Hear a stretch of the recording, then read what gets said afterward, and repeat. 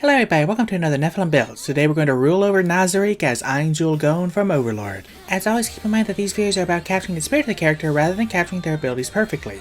Also keep in mind that the Tome of Metal is available on my Patreon. With that said, let's start with the ability scores. Using the standpoint array, we'll put the 15 into Intelligence. Ainz is a master tactician and he knows his game inside and out. Next is the 14 in Constitution. He can tank a super effective attack and pretend it doesn't hurt. After that is the 13 Charisma, and Overlord must be scary. We'll put the 12 into Wisdom. PvP is about reading your opponent's next move. We'll put the 10 to Dexterity and Dump Strength. A warrior, he is not. For race, we'll make him a Reborn. He has every bone except for the one Albedo wants. We'll put our increases into Intelligence and Constitution and take Deception and Intimidation for skills. We'll also get Deathless Nature and Knowledge from a past life and Speak Common and Infernal. We'll make a custom background picking Perception and Persuasion and speaking Abyssal and Elvish. That should cover most of your minions' languages. Moving on to class, we're going to go with Wizard. I considered Sorcerer since he basically has the equivalent of meta magic, but I decided Intelligence-based spellcasting suited him better than Charisma. Also, he has a metric fuck ton of spells. Usually when I make a wizard, I focus on spells prepared, not spells learned. But even if I do spells learned with this build, which I will, it still isn't even a fraction of the spells he knows. And like a wizard, he can learn more spells than what he should be able to know at his level. I'm gonna try and get a good spread, but if there's a spell you think would be better, by all means take it. Anyway, we'll get Intelligence and Wisdom saving throws, Arcana and Insight, and Wizard weapons. At level 1 we'll get Arcane Recovery and 3 cantrips. We'll take Chill Touch and Toll the Dead for low level death magic and Prestidigitation for the Black Halo aura effect. We'll also start off with 6 spells. We'll take Absorb Elements for resistances and Shield and Mage Armor for AC. We'll also take Magic Missile for Magic Arrow, Identify to identify things, and Detect Magic. At level 2 we'll get our Arcane Tradition, taking Necromancy for Necromancy Savant and Grim Harvest. We'll also take Thunderwave for Shockwave and Detect Evil and Good. At level 3 we'll take Enhanced Ability for buffs and Mel's Acid Arrow because he just has that. At level 4 we'll raise our Intelligence and take the Light cantrip. We'll also take Charm Person and Shatter for Cacophonous Burst. At level 5 we'll take Animate Dead and Vampiric Touch for some real necromancy. At level 6 we'll get Undead Thralls and take Fear and Enemies Abound for Despair aura. At level 7 we'll take Fireball and Lightning Bolt because he has those. At level 8 we'll cap our Intelligence and take Haste and Slow because again, he just has those.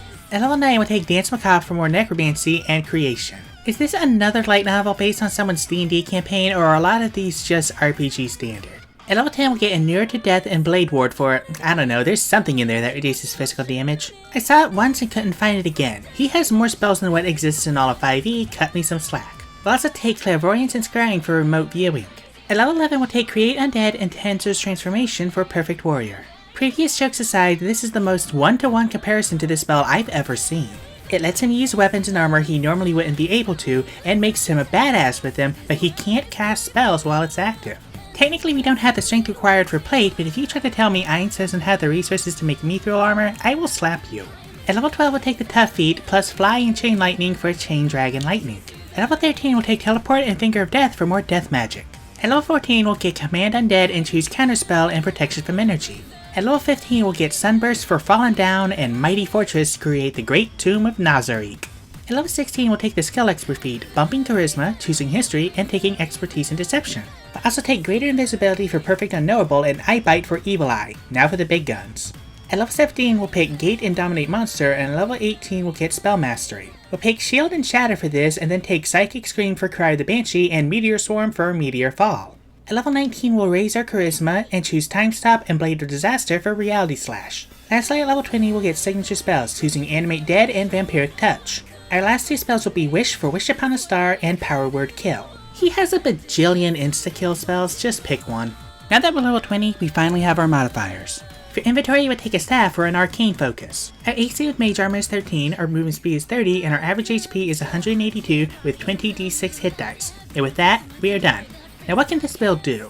Honestly, we pretty much just have your standard level 20 Necromancer with all that entails. Hordes of undead minions and even a big portal spell to bring them all into a place at once. We've also got a few buff and debuff spells mixed in for flavor. We've also got a lot of really big damage spells, just not a lot of slots to use them with.